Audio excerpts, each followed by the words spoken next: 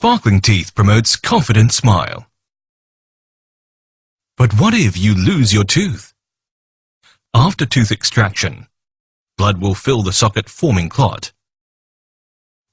This is gradually covered by gum as healing progresses.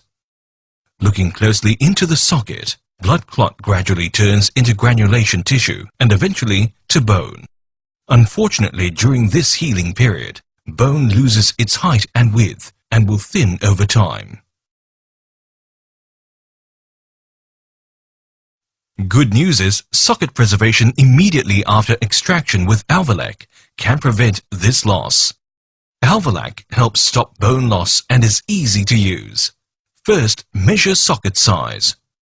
Then, select and insert right-sized Alvelac into socket firmly, engaging buccal and lingual walls. Placement can be horizontal, vertical or diagonal at crest level. Finally, suture and place wet gauze. How Alvelac works? It's a rigid yet highly porous bioscaffold, preventing collapse of socket walls.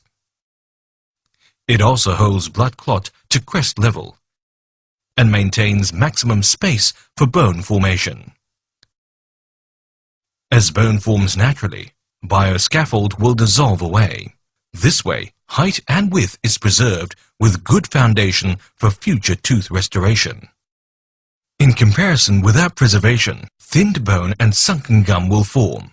But with Alvelac socket preservation, contour will be well maintained. A denture will have poor aesthetic and uneven fit on a sunken gum. But with Alvelac socket preservation, it's well fitted. Sunken gum causes a prominent black line below the bridge, giving poor aesthetic. With preserved bone, there will be no black line. Thinned bone compromises implant success due to exposed implant threads and poor stability.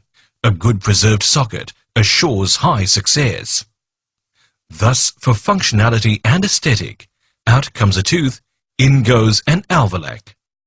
Alvelac socket preservation, the natural way.